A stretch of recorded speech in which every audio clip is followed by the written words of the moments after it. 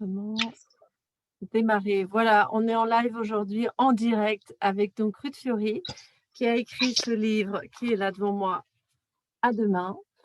Moi, je suis Jannick Dumay et je ne sais même plus exactement à quel moment ou quand est-ce qu'on s'est rencontrés, mais on s'est rencontrés à travers nos expériences, on va dire, similaires. C'est-à-dire, pour moi, le deuil de mon fils est né en août 2020 et pour Ruth, c'était en 2015, au mois de mars 2015, le décès de sa sœur.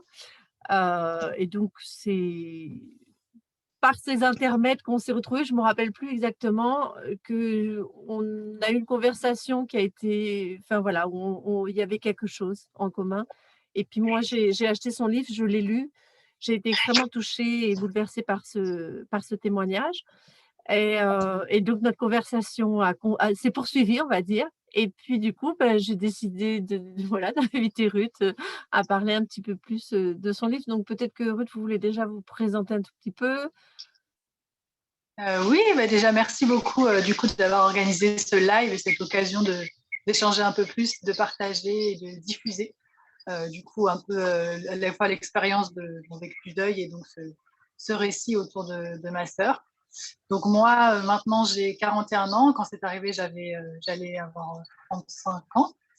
Voilà, à ce moment-là je vivais à Paris, je travaillais sur Paris, j'habitais juste à côté de chez ma sœur. Et voilà, tout ce que je raconte aussi un petit peu dans le récit, c'est à la suite de cet événement, ce qui m'a amené à être où j'en suis aujourd'hui, puisqu'aujourd'hui, je vous parle depuis la Bretagne, dans une boutique de fleurs, chez une fleuriste pour laquelle je travaille jusqu'à la fin juin. Et aujourd'hui, je suis fleuriste, je ne l'étais pas il y a 5 ans, et je n'habitais pas en Bretagne. Oui, oui, il y a eu beaucoup de changements et du coup, c'est ce que j'ai noté. Alors, j'ai noté, j'ai noté quelque chose qui est à la fin de votre livre, donc mais parce que donc vous témoignez effectivement du deuil et votre livre, il a été écrit donc, enfin, en tout cas, il a été publié en 2020, donc 5 ans après. Et donc vous parlez de votre changement de vie et vous dites que vous êtes libéré d'un monde où l'on me fait croire qu'il est plus important d'avoir écrit et publier un livre que de bien vivre. Et paradoxalement, en fait, vous venez de publier un livre parce que voilà, c'est pas votre premier livre, mais vos autres livres n'étaient pas du tout sur le même sujet. Et paradoxalement, vous avez publié celui-ci et peut-être que celui-ci est beaucoup plus intime, beaucoup plus proche de vous, beaucoup plus proche de Celui-ci votre est vécu. complètement intime. Celui-ci, c'est aussi un choix personnel que j'ai fait. Les livres que vous évoquiez précédemment, c'est des livres que j'ai rédigés, enfin que j'ai écrits en tant qu'historienne. Et donc, c'était à la fois des commandes, en tout cas, c'était dans le cadre de mon travail professionnel. C'était pas du tout. Enfin, bien sûr, je l'avais choisi aussi, mais en tout cas, c'était Oui, dans un cadre professionnel. Ça voulait dire que c'était sur un temps de travail, considéré comme du travail, qui n'était pas forcément un travail qui apportait de l'argent comme tout livre. Et voilà, c'est le fonctionnement aussi de ces milieux-là, et c'est presque normal. Mais du coup, voilà pourquoi j'ai écrit ça dans mon récit, puisque en fait, du coup, on disait toujours que c'est génial d'avoir publié ces livres, mais moi, je galérais au niveau de l'organisation du temps, au niveau du financement, enfin, tout simplement de pouvoir avoir ce temps à dégager pour écrire ces livres et en même temps pouvoir en vivre. Enfin, on n'en vit pas, donc du coup, il y a un équilibre entre l'équilibre financier et l'équilibre du temps qui était pas évident. voilà, mais aujourd'hui, donc voilà, votre démarche est complètement différente. Là, voilà, vous avez changé de vie. Donc par contre, je voulais revenir, enfin, moi, je vais revenir sur quelques passages où donc vous quand même, vous parlez au début du livre, vous racontez un peu des souvenirs d'enfance et vous racontez ce lien, cette complicité avec votre sœur, avec un petit peu d'éloignement après, et puis que vous aviez retrouvé dans les dernières années, et qui se transparaît aussi encore maintenant. En fait, la question que j'allais vous poser, pas forcément d'aller raconter ça, mais où vous en êtes avec ce lien avec votre sœur? Parce que vous avez quand même raconté des rêves, vous avez raconté et ce lien est toujours là, en fait. Moi, ce lien, et non seulement il est toujours là, mais je tiens à le garder. Ma très grande angoisse après ce qui est arrivé, et pendant un bon moment, voilà, c'était de sentir que la personne, donc ma sœur, pouvait s'éloigner comme ça petit à petit. Et effectivement, toute personne, je pense, qui a vécu la perte de quelqu'un de très cher, c'est qu'au début, on a encore la proximité parce que la personne était encore là il n'y a pas si longtemps. Donc, on a la proximité de la présence physique, on a la proximité du lien, de toute l'histoire. Et au fil du temps, les années passent, et vraiment, la grande hantise, c'était que ça se passe un peu, que ça s'estompe, quoi. Et du coup, vraiment ce qui me tient et ce qui me tenait le plus à cœur, c'était d'arriver à conserver ce lien et cette présence et cette proximité avec ma sœur de manière très forte. Et du coup, alors voilà, moi ça fait 8 mois que mon fils est mort, donc du coup j'ai un peu de curiosité aussi, mais peut-être pour d'autres personnes, en sachant bien que chaque expérience est différente, chaque lien est différent. Heu, en pratique, ou je dirais, comment vous faites pour entretenir ce lien, ou comment ça se déroule pour vous? Comment je le fais pour entretenir? Déjà, j'ai écrit ce récit et Ouais, écrire ce récit, c'est parmi les choses qui m'ont poussée à écrire. D'abord à prendre des notes, ensuite à mettre en forme toutes ces notes et ensuite à écrire, puis à me dire que je voulais le diffuser. C'était justement de consigner par écrit un peu tous les souvenirs que j'avais, toutes les choses fortes que j'avais ressenties et vécues avec ma sœur. Et ça, voilà, ça faisait partie d'une des raisons de ce récit. Donc déjà l'écriture, et effectivement, je trouve que, enfin moi, ça m'a énormément aidé, à la fois par rapport à ce lien, et à la fois dans le processus même du deuil, et dans le vécu du deuil, dans la digestion de l'événement en tout cas. ouais, Euh, et après, ce lien, bah, moi, ma sœur, comme vous le dites, hein, c'est complètement personnel à chacun, donc il n'y a aucune possibilité, je pense, de donner des conseils de manière générale. Mais moi, dans mon vécu, ma sœur, bah, j'y pense tout le temps. Enfin, je veux dire, c'est pas que j'y pense, c'est qu'elle fait partie là, dans mon cerveau. Il y a toujours un coin, une place où elle est là. Donc il y a toujours cet environnement de pensée qui est lié à ma sœur. Et l'environnement de pensée, c'est une formule que j'utilise dans le récit. Donc, ouais. c'est quelque chose que je cultive et même dans tout ce que je fais, dans tous les changements de vie que j'ai créés, qui sont advenus après 2015, j'ai toujours une façon de l'associer, de m'associer à elle. C'est plus qu'une pensée, parce que c'est pas oh, je pense à elle, c'est elle est là de manière présente tout le temps, comme C'est si elle comme était. on pourrait dire une conscience, enfin, elle est dans votre, espace de conscience, ou votre espace, intérieur, ou j'en sais rien, c'est pas forcément avec des objets extérieurs, c'est quelque chose de beaucoup plus vivant que ça. C'est ça, tout à fait. Et donc ça, c'est quelque chose que je cultive tout le temps parce que j'ai besoin de ça et que je ne peux pas me dissocier complètement, voilà, de ma sœur, même si elle n'est plus là aujourd'hui.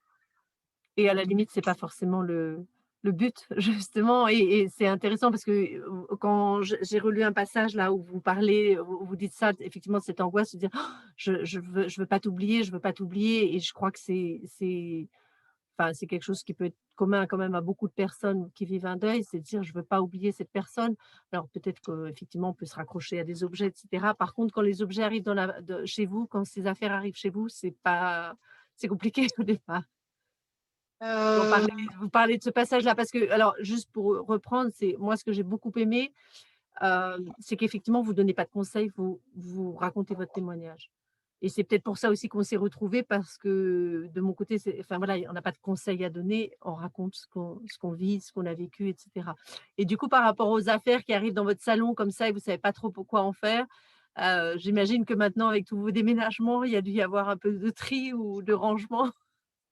alors, si vous parlez des affaires que j'ai ramenées de chez ma sœur, donc en fait les affaires de ma sœur, Oui. euh, j'ai pas cherché à en faire quelque chose. Ça, c'était justement un peu une injonction de mon entourage. Où j'ai des proches qui m'ont dit, mais pourquoi t'accroches pas ça là, comme ça, dans ton salon?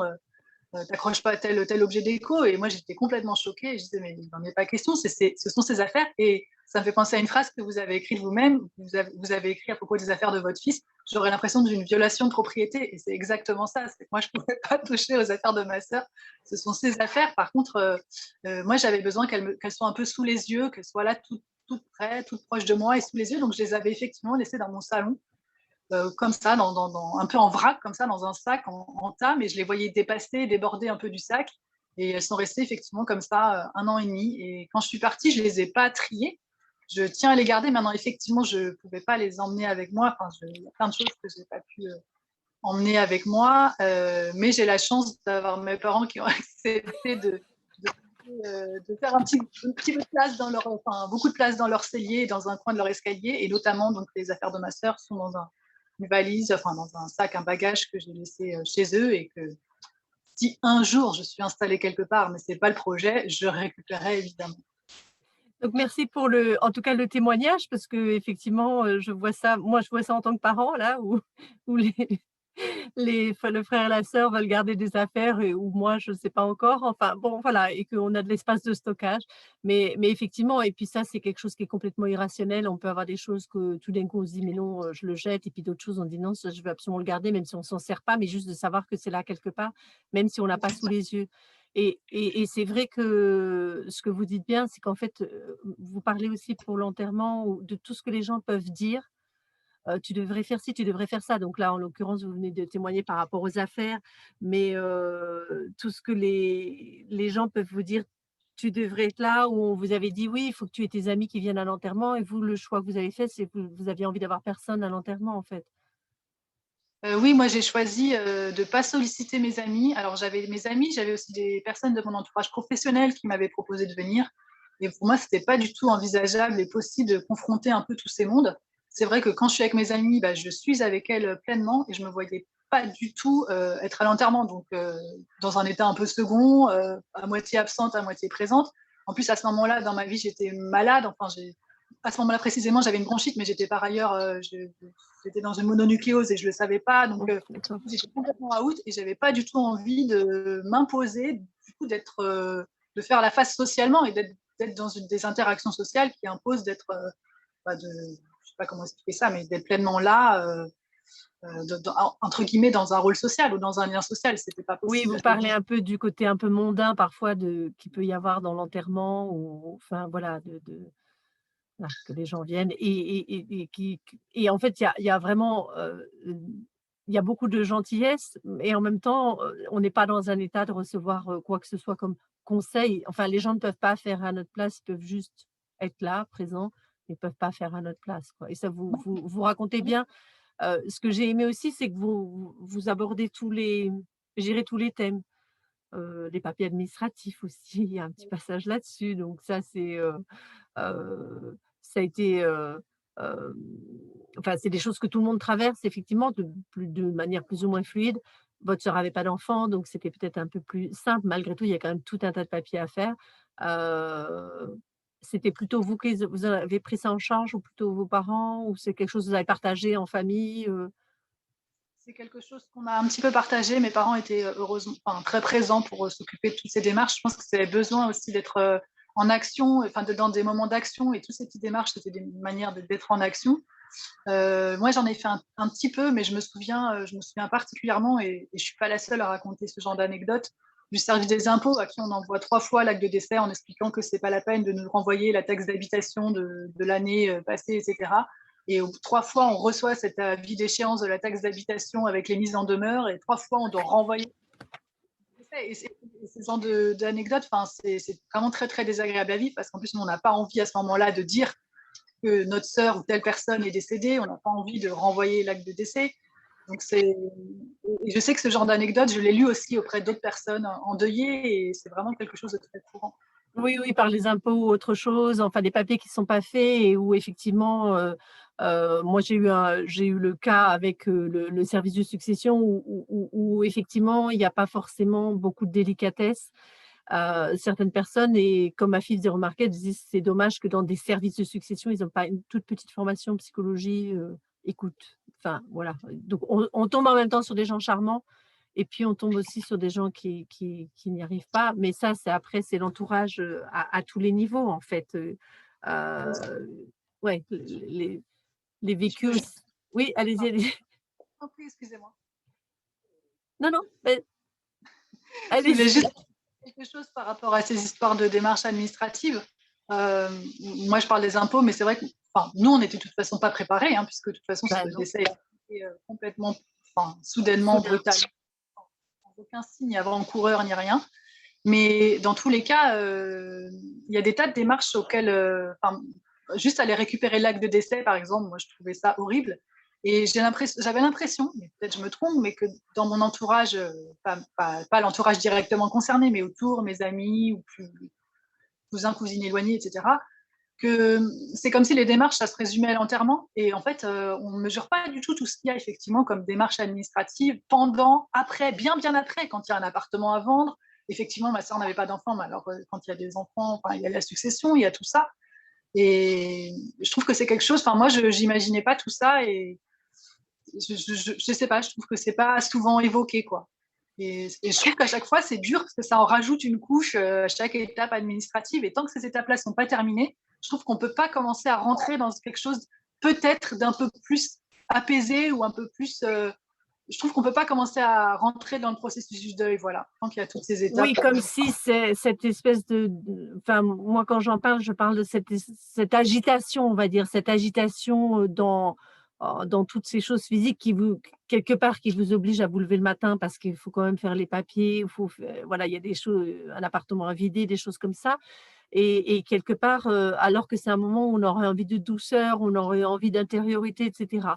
Après, pour certaines personnes, c'est quelque chose qui va plus les aider à surmonter.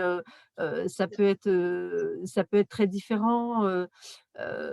Mais effectivement, alors, quand vous dites ça, c'est intéressant parce que ce qui me revient, c'est, bon, enfin bref, quand j'étais jeune styliste, jeune salariée, je me souviens d'une femme qui avait eu un décès comme ça brutal dans sa famille et elle disait: «Ça avait été tellement compliqué pour les papiers qu'elle, en fait, elle avait déjà tout préparé». Donc elle savait que si jamais elle mourait, tous ses comptes, enfin tout était bien rangé, tout était fait. Elle avait tout organisé, en fait. Alors bon, et donc ça pouvait arriver du jour au lendemain. Elle était tranquille vis-à-vis de son entourage. Ce qui n'empêche pas que l'entourage doit faire quand même des démarches, et cetera. Mais en tout cas, cette façon aussi d'aller regarder peut-être, de se dire peut-être chaque jour, et moi je sais que là, nos enfants nous ont dit, «Bon maintenant on n'est plus 2, alors, vous faites vos papiers comme il faut parce que vous rangez vos affaires». Mais parce que voilà, et en même temps, on est dans la vie et heureusement qu'on n'est pas là en train de se dire: «Ben voilà, ça peut arriver du jour au lendemain». Bon, et en même temps, voilà, ça peut arriver, c'est arrivé à votre sœur. Donc peut-être de regarder ça en face et de se dire, ben, peut-être d'oser le regarder en face, en fait. Oui, Peut-être d'oser c'est anticiper, on n'a pas forcément envie d'anticiper, mais effectivement. peut-être que quand on le regarde en face, du coup, ça devient plus léger. Quelque part, on s'en libère. Ou comme maintenant, il y a beaucoup de pompes funèbres là, qui proposent un servi voilà, tout est fait avant, donc on n'a pas besoin ou de donner ses volontés avant. Enfin bon, pour mais c'est sûr que voilà, aux âges, que l'âge de votre sœur, l'âge de mon fils, c'est pas forcément des choses qu'on prépare, on s'en fiche un peu c'est pas les trucs les plus importants. En même temps, ben, voilà, je vous dis, c'est des témoignages de cette femme qui m'avait dit: «Bah, moi, du coup, j'ai tout préparé». Je voudrais revenir un petit peu sur qu'est-ce qu'il y a aussi, donc vous avez quand même opéré un grand changement de vie en passant d'être, historienne, à fleuriste, nomade, on peut dire, parce que vous changez là, c'est des contrats de 3 à 6 mois, si j'ai bien compris? Et vous reparlez de ça, que vous aviez envie de couleurs, d'autres choses, et cetera, et vous écrivez: «Être en mouvement m'aide à ne pas rester fixé sur l'événement, heu, et ce qui compense le mieux ta mort, ça reste les rencontres, les vraies». Peut-être que vous voulez redire quelque chose là-dessus, Oui, Enfin, je vous ai posé 2 questions en même temps, hein. ce que je pourrais dire, c'est qu'effectivement, quand c'est arrivé, donc après les mois qui ont suivi, puis l'année qui a suivi, finalement, tout mon fonctionnement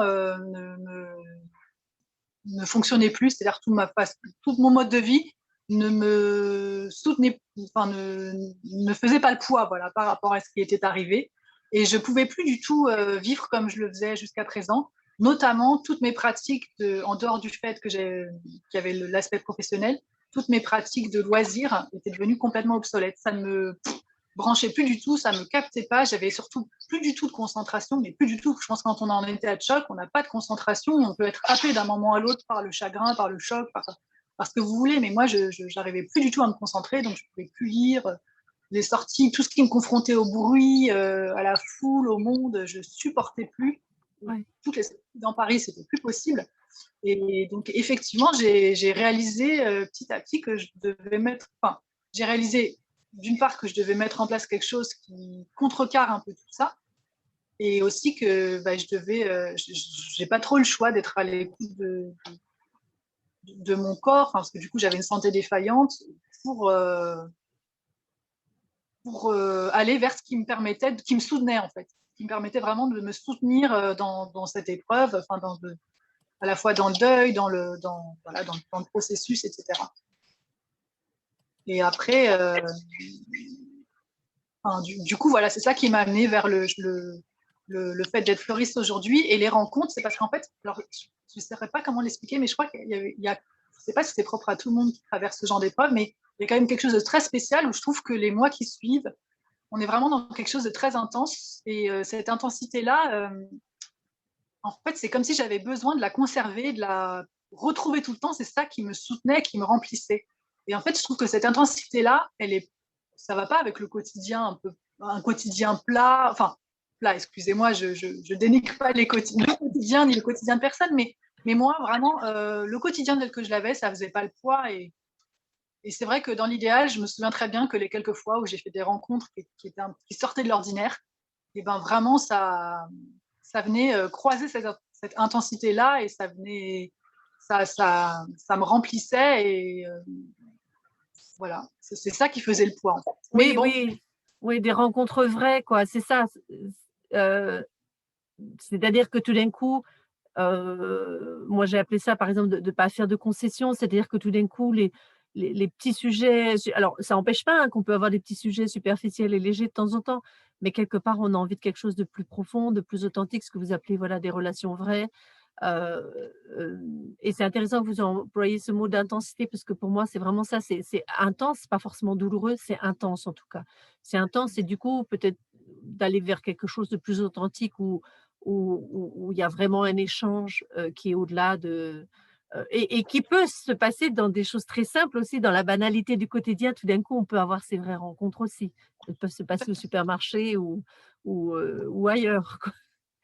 Il y a pas ces vraies rencontres, ça peut être aussi quelque chose de très simple, comme vous le dites, ça peut être aussi sur quelque chose de très léger. Hein. Je ne suis pas en train de dire que, enfin, au contraire, c'est tous ces ingrédients-là, mais voilà, quelque chose qui sortent de l'ordinaire, quoi. Et je pense que c'est aussi ce mode de vie itinérant que maintenant je pratique depuis presque 3 ans. Je pense que c'est aussi quelque chose qui, je ne l'ai pas fait en me disant je veux ça, donc je fais ce mode de vie. J'avais envie d'être, j'avais besoin de toute façon de changer de cadre de vie et j'avais envie de découvrir plein de cadres de vie. Mais je pense aussi que ça vient croiser ce besoin d'intensité et d'être potentiellement dans un processus d'ouverture et de rencontre à des choses un peu qui sortent de l'ordinaire. Voilà. oui, Pas être dans oui. le même pendant des années et des années. Sortir d'une routine et être obligé d'aller, à l'encontre, à la découverte, en exploration, est-ce qu'on pourrait dire que c'est une ouverture aussi du cœur? Oui, oui, on peut le dire. Surtout que ça, je le fais aujourd'hui, mais par exemple, il y a 10 ans, ça aurait été impensable pour moi de le faire. J'aurais pas été assez ouverte et pas du tout assez ouverte du cœur pour le faire. Donc, voilà, donc, je pense que c'est aussi une ouverture, tout à fait. Ouais et du coup, bon, enfin, on peut parler encore très longtemps, il y avait plein de choses. Qu'est-ce que j'avais noté encore? Oui et du coup, j'aime beaucoup j'ai noté cette petite phrase aussi: «Et figure-toi» donc vous vous adressez à votre sœur, il y a voilà, vraiment la teneur de vos échanges, avant et puis la lettre que vous lui écrivez après, c'est magnifique et là, vous lui dites: «Et figure-toi que je suis soulagée d'avoir, changé, d'être devenue une autre moi». Et donc par rapport à ça, avec le recul maintenant, qu'est-ce que alors je sais que vous utilisez plutôt le mot «l'événement». Moi, j'ai un vocabulaire beaucoup plus direct où je parle la mort. Bon voilà, vous dites ça, vous dites la chose, l'événement, le choc, par rapport à l'événement donc, heu et par rapport à ce changement de vie, tout ce que vous ouvrez, tout ce qui s'ouvre pour vous, toutes ces rencontres, ces découvertes, tout ce est-ce qu'il y a quelque chose que vous auriez envie de dire par rapport à ça? Peut-être quelque chose de l'ordre de la gratitude ou de dire que quelque part ça vous a permis ça ou c'est pas vous le voyez pas forcément comme ça? Je sais pas. C'est une question que je me suis souvent posée. Est-ce que, par exemple, si ma sœur était encore là, est-ce que je serais encore dans ma vie d'avant? Professionnellement, non, parce que de toute façon, indépendamment de ce qui est arrivé, ça n'allait pas. Et c'est après seulement que j'ai fait le lien avec le travail, mais professionnellement, j'aurais changé, c'est sûr. Peut-être que ça D'accord, m'aurait pris un peu plus de temps, mais c'est sûr que c'est pas ce qui est arrivé qui a déclenché non plus intégralement mon changement de vie. Pas le changement de vie professionnel. Par contre, le d'accord. changement de vie et le mode de vie itinérant, j'ai quand même je n'ai pas la réponse, mais il est probable que ce soit très, très lié. En plus, avant, enfin, moi, j'étais très bien à Paris. J'adorais mon quartier. Ma sœur, depuis presque 2 ans, donc, habitait à 20 minutes à pied de chez moi. On allait courir ensemble tous les week-ends. Donc, vraiment, c'était. Moi, je pense que j'aurais jamais imaginé m'éloigner de tout ça, quoi. Enfin, Ouais, ouais. là, c'est sûr qu'après, il a fallu remplir et combler ce qui était arrivé et toutes les conséquences, et que ce mode de vie y répond. Voilà. Après, Oui, puis je dirais que vous avez su franchir ce pas, donc même si effectivement, s'il y avait quelque chose de sous-jacent au niveau professionnel, vous avez su franchir le pas de au lieu de vous accrocher au passé, d'aller vers quelque chose de nouveau, en fait. bah, oui, mais en fait, ça, j'ai pas trop eu le choix parce que, encore une fois, je n'ai fait que être à l'écoute de mon corps, enfin vraiment de la santé et de mes intuitions, en fait. Et c'est en réalisant que je pouvais que parce que moi, quand c'est arrivé, je savais pas où j'allais. Aujourd'hui, voilà, j'ai Oui, 3 ans d'expérience. Effectivement, j'ai continué dans les fleurs, donc aujourd'hui, je peux dire que je suis fleuriste. Euh, voilà, mais quand c'est arrivé il y a 5 ans ou jusqu'à il y a 3 ans, je ne savais pas où j'allais. Donc, j'ai juste, au jour le jour, parce que c'est vraiment au jour le jour, été à l'écoute de mon corps. Je me suis tournée vers ce qui pouvait me faire du bien. Ça a été ça, surtout ma logique. Et j'ai pas de conseils à donner, mais mes recommandations, c'est vraiment de se tourner vers ce qui peut faire du bien et pas s'imposer des choses qui pourraient venir, ou des injonctions sociales ou quelqu'un d'autre. Moi, je recommanderais vraiment d'aller chercher vers ce qui peut faire du bien. Moi, c'est en ayant été chercher ce qui pouvait me faire du bien que j'en suis arrivée à là où j'en suis aujourd'hui, en fait. bah, on va peut-être arrêter là-dessus, mais juste pour redire, en fait, c'est ça, c'est que vous avez suivi, enfin voilà, je redis, vous avez suivi vos intuitions, vous avez écouté votre corps et en même temps, quand vous dites que vous n'avez pas eu le choix, si, parce que, enfin, quelque part, vous l'avez choisi ça. Parce que parfois, on a des intuitions et effectivement, il y a des injonctions sociales, il y a autre chose et on n'écoute Oui, pas. quand le corps est complètement défaillant, je vous assure qu'il y a un moment où, si on n'a pas envie d'être un légume chez soi tout le temps, à faire que Voilà. dormir toute la journée, on est obligé de s'écouter. Mais c'est ce choix que vous avez fait, il est magnifique et puis du coup, bah, vous avez choisi de le partager donc voilà, je remonte la couverture. Le livre, j'ai mis le lien parce qu'il est disponible, à la Fnac, mais il est aussi disponible, en librairie Amazon. ou ailleurs, Amazon, dans plusieurs liens. J'ai mis essentiellement le lien de la Fnac, mais voilà, on peut le trouver ailleurs. Donc ça s'appelle À demain de Ruth Fiori. C'est pas moi je l'ai lu, d'une traite et avec beaucoup de plaisir. Je l'ai relu de temps en temps, j'aime bien ouvrir des passages. Il y a des passages, voilà, c'est c'est très sensible, et puis, ben, voilà, on va retenir d'écouter son intuition. À bientôt Ruth, peut-être à une autre fois. Merci d'avoir été là Merci. et et il faut que j'arrive à arrêter le bouton sur Facebook, à une autre fois. Puis si vous avez des questions, bah, vous pouvez aussi, contacter Ruth sur Facebook, en direct ou à moi. Enfin voilà, s'il y a des questions, si vous n'arrivez pas à trouver le livre, s'il y a quoi que ce soit, si peut-être, vous avez juste envie de communiquer, avoir un échange, c'est possible. À Ok. bientôt. Au revoir. À